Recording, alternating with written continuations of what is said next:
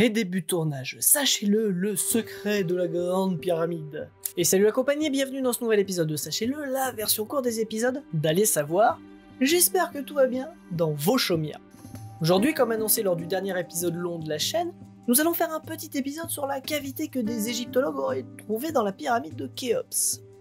Bon, en même temps, il y a tellement de secrets autour de cet édifice, on n'a pas fini d'en découvrir des choses. Et ça y est, ça part dans des délires mystiques. Ouais, alors si vous êtes ici en pensant trouver un nouvel argument soutenant qu'on nous cache des choses à propos des pyramides, cet épisode n'est pas fait pour vous, car nous allons parler science. Donc si les muons vous dégoûtent, vous trouverez tout un tas d'épisodes de pseudo-science allant dans votre sens et surtout dans vos convictions sur d'autres chaînes YouTube spécialisées dans ce domaine. On pourrait quand même parler qu'elle est orientée plein nord. Et non. Et les énergies mystiques... Et non plus, on ne parlera pas de ça. Et vous allez quand même parler du découpage des blocs hyper durs avec un burin, là. Je vais finir par le bâillonner. Bref. Si vous ne crachez pas sur la science, installez-vous confortablement et... Ah bah c'est dommage, hein, ça aurait été intéressant de savoir ce que la science dit de tout ça. Oh, je vais me le faire. Ah non. Bon, alors en attendant que ce conflit scientifique se règle à coup d'arguments, on va mettre le générique, hein.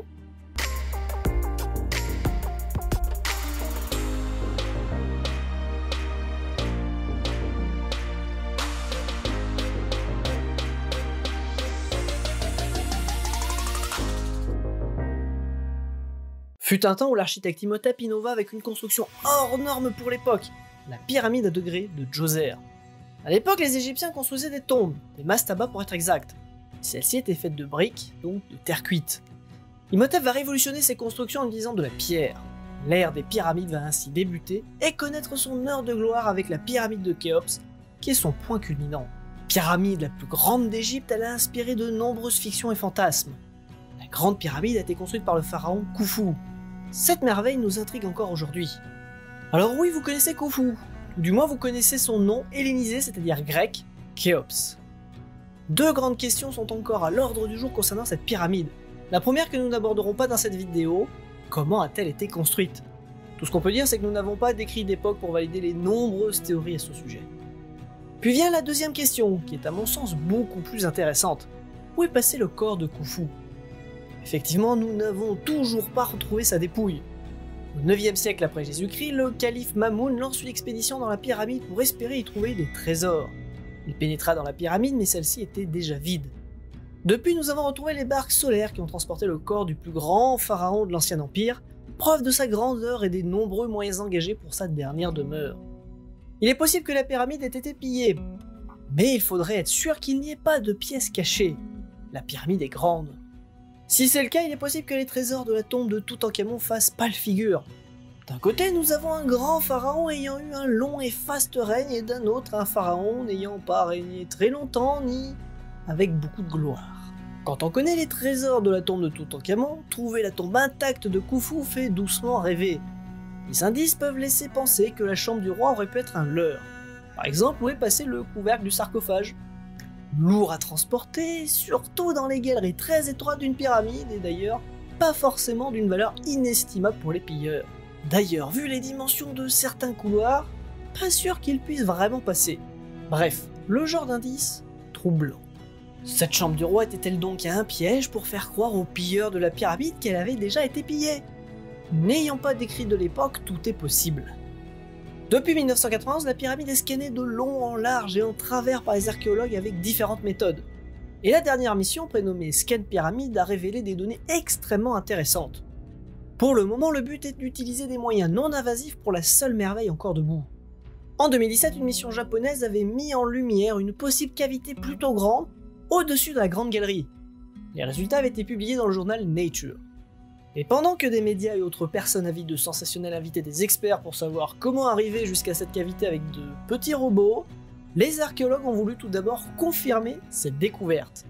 La mission Scan Pyramide va donc continuer avec deux équipes japonaises, une équipe française du CEA et une équipe égyptienne.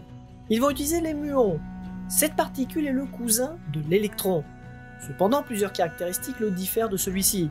Premièrement, il est environ 200 fois plus lourd. Deuxièmement, il traverse plus facilement et rapidement la matière. Et puis troisièmement, il est instable, et se désintègre au bout de 2 microsecondes environ. Les muons sont créés quand certains rayons cosmiques entrent dans notre atmosphère. Le muon pénètre plus facilement la roche que l'électron et parcourt aussi plus de distance avant de se désintégrer. Cependant, plus ils vont traverser de la matière solide, plus vite ils vont se désintégrer. Et c'est avec ce dernier principe que l'on peut étudier et créer des télescopes à muons. Si celui-ci détecte plus de muons à un endroit, c'est qu'à cet endroit, la matière est soit moins dense, soit moins épaisse. Si elle est moins épaisse, dans le cas de la pyramide, vu que l'on connaît l'épaisseur, ça veut dire qu'il y a un trou, une cavité. On appelle cette technique la muographie. Pendant 2 ans, tout un tas de données vont être récoltées à l'intérieur de la pyramide ainsi qu'à l'extérieur, afin de confirmer ou non une possible cavité dans la pyramide, et essayer de savoir la grandeur et la position exacte de celle-ci. Et les données ont confirmé la présence d'une cavité au-dessus de la grande galerie et sa position se précise. Cette cavité, appelée le Big Void, se situe entre 10 et 15 mètres au-dessus de la grande galerie. Quant à sa longueur, elle est plus grande que les estimations de 2017, on passe de 30 à 40 mètres. La cavité ne semble pas découpée, elle est d'un seul tenant. Par contre, une donnée que les scientifiques n'ont pas pour le moment, c'est l'inclinaison de cette cavité. D'autres relais ont été faits. Il existe notamment un petit couloir au-dessus de celui de l'entrée, qui a été détecté en 2016 et confirmé en 2017. La mission Scan Pyramide a aussi scanné d'éventuelles cavités au-dessus de la chambre du roi, mais ils n'ont rien détecté. Le scan n'est pas terminé car des détecteurs ont été placés en 2018 dans la chambre souterraine inachevée pour scanner la partie de la pyramide située entre la chambre du roi et celle de la chambre inachevée. Les données sont toujours en cours d'analyse. La mission n'est donc pas terminée pour Scan Pyramide. De nouveaux détecteurs vont être placés à l'intérieur de la pyramide en 2020, notamment pour en savoir plus sur le fameux petit couloir au-dessus de l'entrée. Le but étant de trouver un moyen de voir ce qu'il y a dans cette cavité en minimisant autant que possible la dégradation du bâtiment. Alors je tiens à rappeler que pour le moment ce n'est pas la peine de venir spéculer sur ce que pourrait contenir ou non ce Big Void ou ce petit couloir. Il est possible que ces cavités aient servi par exemple à la construction de la pyramide et qu'ils soient par conséquent vides. Alors cela bien sûr nous aiderait grandement à comprendre sa construction, ce qui serait un énorme pas en avant pour ceux faisant des recherches sur ce sujet, mais si on trouve un moyen de rentrer dans ces cavités sans abîmer tout ce qu'il y a autour, pas sûr qu'on trouve un trésor quoi. On verra bien. Bref, le mystère reste entier. Nous ferons une autre vidéo dans l'avenir si de nouveaux procédés, ou surtout un résultat intéressant tombe sur ce sujet, et que cela vous intéresse. En attendant, merci à vous de nous avoir suivis. Et n'hésitez pas à mettre le petit pouce, le commentaire, de partager, de vous abonner, de cliquer sur la cloche pour être tenu informé des prochains épisodes, et puis du coup je vous donne rendez-vous lundi prochain pour un nouvel épisode court.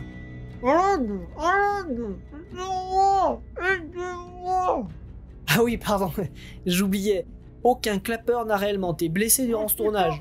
Je l'ai juste censuré comme je censurerais toute personne faisant un lien vers des vidéos complotistes. Je l'ai déjà fait, le referai sans aucun problème dans le futur, et surtout sans aucun scrupule, car nous ne mangeons pas de ce pas-là sur cette chaîne.